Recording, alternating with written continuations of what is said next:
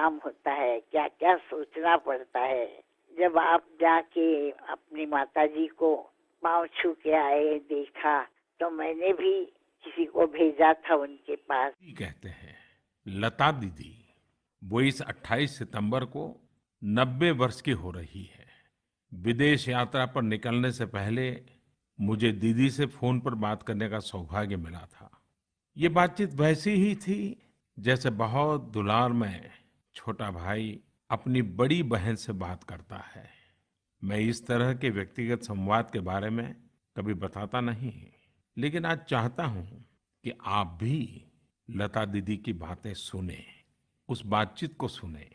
सुनिए कि कैसे आयु के इस पड़ाव में भी लता दीदी देश से जुड़ी तमाम बातों के लिए उत्सुक है, तत्पर है और जीवन का संतोष भी भारत की प्रगति में है, बदलते हुए भारत में है, नई ऊंचाइयों को छू रहे भारत में है। लता दीदी प्रणाम, मैं नरेंद्र मोदी बोल रहा हूँ। प्रणाम। मैंने फोन इसलिए किया क्योंकि इस बार आपके जन्मदिन पर हाँ हाँ। मैं हवाई जहाज में ट्रैवलिंग कर रहा हूँ, तो अच्छा। मैंने सोचा जाने से पहले ही हाँ हाँ। आपको जन्मदिन की बहुत बहुत शुभकामनाएं, अग्रिम बधाई दे दूं। आपका स्वास्थ्य अच्छा रहे, जी। आपका आशीर्वाद हम सभी पर बना रहे, बस यही प्रार्थना। और आपको प्रणाम करने के लिए मैंने अमेरिका जाने से पहले ही आपको फोन कर दिया। आपका फोन आएगा ये सुन के ही मैं बहुत ये हो गई थी। अब आप जाके कब वापस आएंगे? मेरा आना होगा 28 लेट नाइट और 29 मॉर्निंग, और तब अच्छा आपका अच्छा। जन्मदिन हो गया होगा। अच्छा अच्छा। जन्मदिन तो क्या मनाएंगे, और बस घर में ही सब लोग। तो दीदी देखिए, आपका मुझे तो, आपका मतलब आशीर्वाद मिले तो अरे बहुत है। आपके आशीर्वाद हम मांगते हैं, आप तो हमसे बड़े हैं। उम्र से बड़ा तो बहुत कुछ लोग होते हैं, पर अपने काम से जो बड़ा होता है उसका आशीर्वाद मिलना बहुत बड़ी चीज होती है। दीदी आप उम्र हमेशा में भी यही बड़ी सोचती हूँ। हैं और काम में भी बड़ी है। और आपने तो ये जो सिद्धि पाई है, जी ये साधना और तपस्या करके पाई है। जी। मैं तो सोचती हूँ कि ये मेरे माता पिता का आशीर्वाद है और सुनने वालों का आशीर्वाद है। मैं कुछ नहीं हूँ।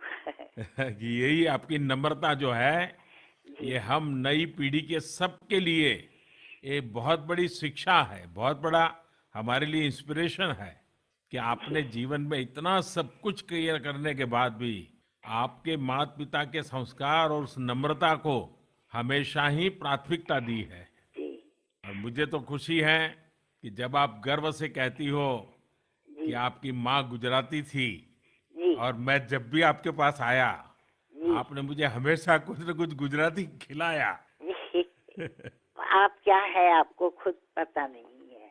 मैं जानती हूँ कि आपके आने से भारत का चित्र बदल रहा है, और वो वही मुझे बहुत खुशी होती है, बहुत अच्छा लगता है। बस दीदी आपके आशीर्वाद बने रहे, पूरे देश पर आपके आशीर्वाद बने रहे, और हम जैसे लोग कुछ न कुछ अच्छा करते रहें। मुझे आपने हमेशा प्रेरणा दी है, जी आपकी चिट्ठी भी मुझे मिलती रहती है, और आपकी कुछ न कुछ भेंट सौगात भी मुझे मिलती रहती है।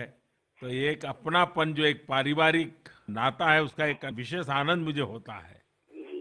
नहीं, मैं आपको बहुत तकलीफ नहीं देना चाहती हूँ, क्योंकि मैं देख रही हूँ, जानती हूँ कि आप कितने बिजी होते हैं और आपको कितना काम होता है, क्या क्या सोचना पड़ता है।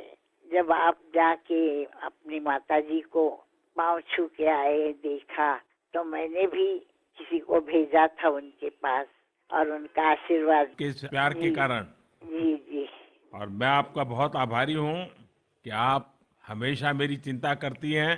और फिर एक बार मैं आपको जन्मदिन की बहुत बहुत शुभकामनाएं देता हूँ। जी इस बार मुंबई आया तो मन करता था कि रूबरू आ जाऊं, जी जी। लेकिन समय की जरूर। इतनी व्यस्तता थी कि मैं आ नहीं पाया। जी लेकिन मैं बहुत ही जल्द आऊंगा, जी और घर आकर के कुछ गुजराती चीजें आपके हाथ से खाऊंगा। जी। जरूर जरूर जरूर। ये तो मेरा सौभाग्य होगा। जी प्रणाम दीदी।